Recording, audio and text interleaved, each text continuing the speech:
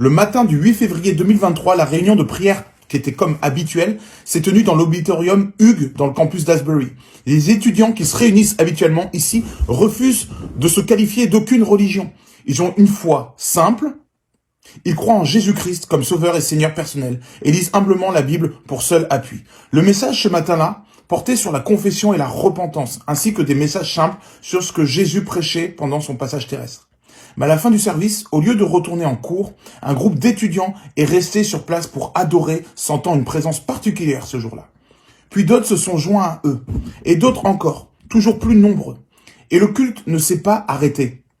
Ça fait maintenant 13 jours qu'ils sont là. La présence de Dieu étant tellement puissante, d'une poignée, ils sont maintenant plus de 7000. Les étudiants de tout le campus, sentant une atmosphère particulière, se sont rapprochés du campus. Tous furent saisis d'une irrésistible sentiment de liberté, leur esprit en confessant publiquement leur plus lourd manquement. Athées, gnostiques ou encore appartenant à d'autres confessions religieuses, tous se sont précipités dans l'auditorium pour louer Jésus en toute simplicité. Des milliers d'autres, par manque de place, sont à l'extérieur de la salle, jouissant de la même étrange puissance reposant sur toute l'assemblée. Les cours de l'université sont maintenant tout simplement arrêtés, car étudiants et professeurs sont à genoux en train de louer Dieu, tout comme de nombreux habitants d'Asbury, et maintenant des résidents de tout le pays. Ce réveil, comme c'est déjà arrivé plusieurs fois depuis les années 1800 dans le monde, comme par exemple le réveil des Cévennes en France, ou le réveil du Pays de Galles en 1904, ou le réveil d'Azusa Street en 1906 à Los Angeles, ce réveil est marqué par la présence du Saint-Esprit, révélant la personne de l'œuvre de Jésus, tel qu'il est décrit dans le Nouveau Testament. Des vies sont transformées, des témoignages de guérison, de repentance et de baptême du Saint-Esprit affluent dans ce réveil inattendu, non planifié et extraordinaire.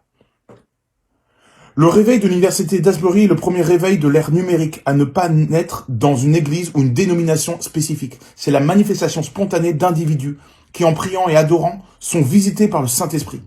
Personne n'y a ajouté de rôle principal. C'est inutile car c'est l'Esprit qui les guide et Christ est le centre de l'adoration.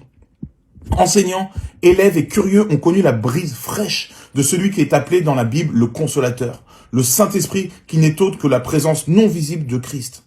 On y voit des larmes, des guérisons, de la repentance, des restaurations, des conversions, des délivrances et une grande attente de ce que Dieu fait et continuera de révéler.